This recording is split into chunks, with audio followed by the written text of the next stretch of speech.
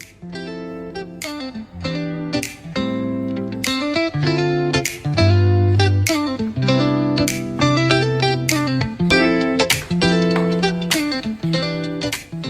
guys, welcome to HR4U. My name's Alyssa and I'm here with Lesedi. Lerato. Emmanuel. The purpose of today's episode is to examine organizational behavior and how it explains the actions, attitudes, and reactions of individuals and groups within the workplace. So what would you say exactly is OB and what does it study? Organizational behavior is the analysis of how and why individuals and groups act, think, and react within organizations. It entails behavior through components such as personality, perceptions, diversity, motivation, and health and awareness. To understand how these factors influence performance in relationships and organizational effectiveness. So why would you say OB is important? Organizational behavior is important because it goes into detail of how workplace behavior and outcomes are examined by how individual differences, group dynamics, motivation, leadership, and organizational culture associate to have an impact on employee behavior and attitudes, as well as organizational behavior acknowledges that personality and perception form the way an employee deciphers the environment and reacts to certain tasks. Saying a restaurant is facing problems because of poor service, how could organizational behavior solve the problem? Organizational behavior aids in identifying that an employee training is poor and team collaboration is weak in the restaurant facility. Therefore, OB encourages and implements continuous training programs and encourages team collaboration. Therefore, over time, service quality improves. So what is motivation? Motivation in organizational behavior is defined as the processes that account for an individual's intensity, direction, and persistence of effort toward attaining an organizational goal. So what are some of the theories of motivation that managers can use to improve behavior in the organization?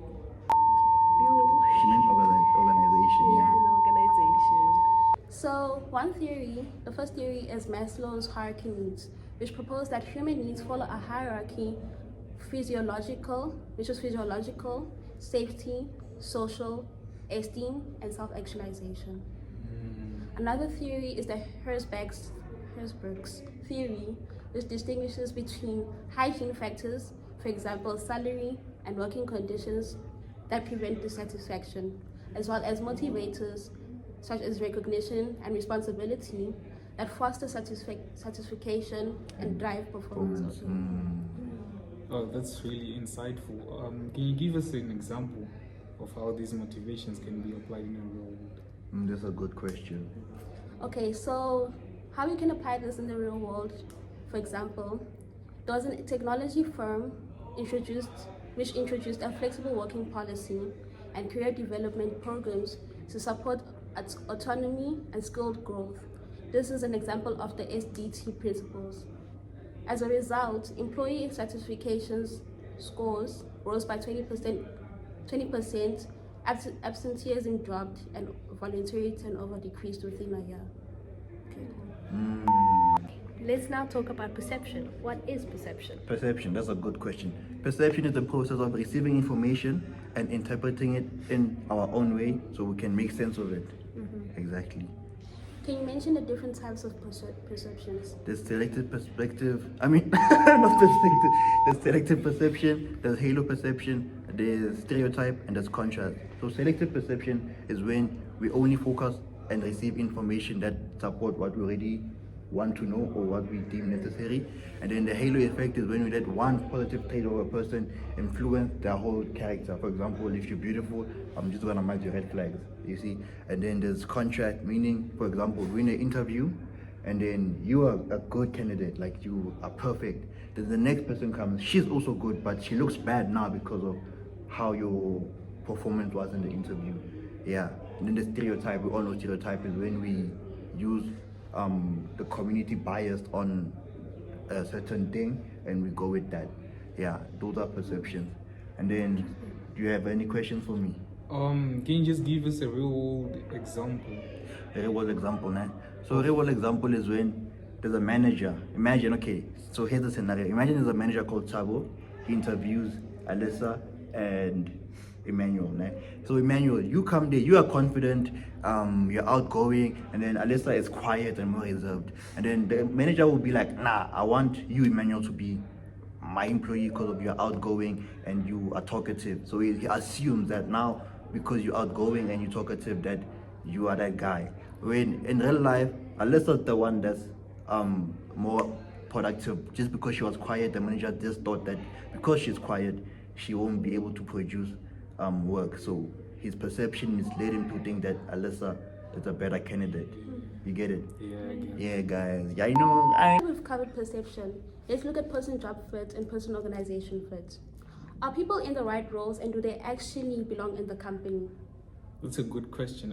Quick question before we start. Have you ever been in a job where you felt like you belonged where you were and you enjoyed the job and you felt like that's your home? Now think of it in the opposite way. A job where you had the skills but you don't feel comfortable. You don't want to be there.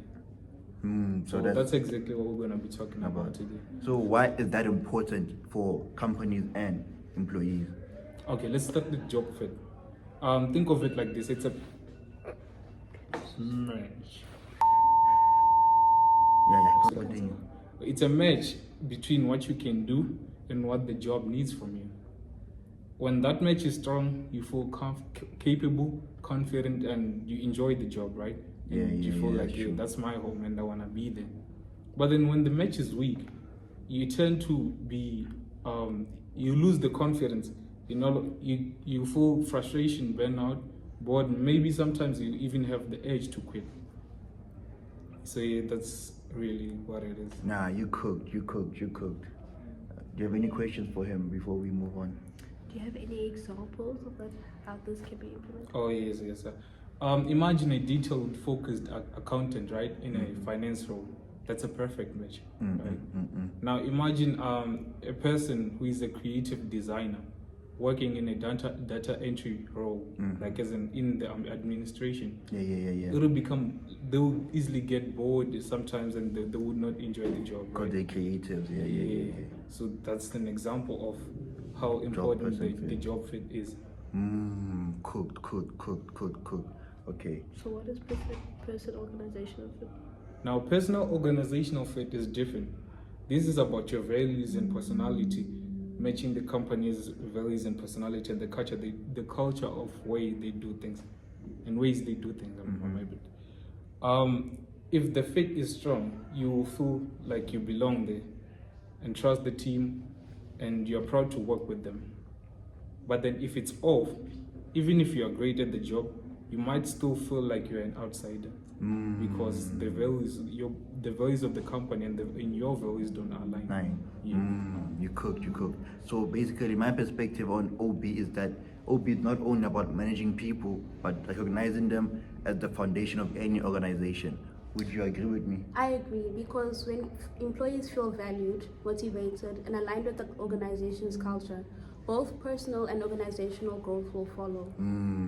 So in conclusion, will y'all agree with me if I said that organizational behavior is basically the analysis of how employee attitudes and behaviors can either support or hinder performance? Definitely. So in conclusion, we can say that the strength of OB lies in its ability to turn human behavior into a strategic advantage. Yeah, that's exactly what I wanted to say. Oh, that's exactly what I was thinking. But guys, thank you for tuning in. Catch us next time as we talk about sexual harassment in the workplace. We hope the episode was educational and entertaining, and we hope that you tune in next time. Subscribe to the video, like, share, comment, do all the nice stuff, and we'll catch you guys next time. We don't talk anymore. We don't talk anymore. We don't talk anymore like we used to do. Action. Organizational behavior is the analysis of how and why individuals are. Okay, wait. Okay, cut. Yeah, 3, 1, action. Hi guys, welcome to HR. Guys, all of us is together. Okay. 5, 4, 3, 2, 1. Welcome. Okay, hi guys, man. Hi guys. But now I want us to talk about another motivational theory, which is, oh, shucks.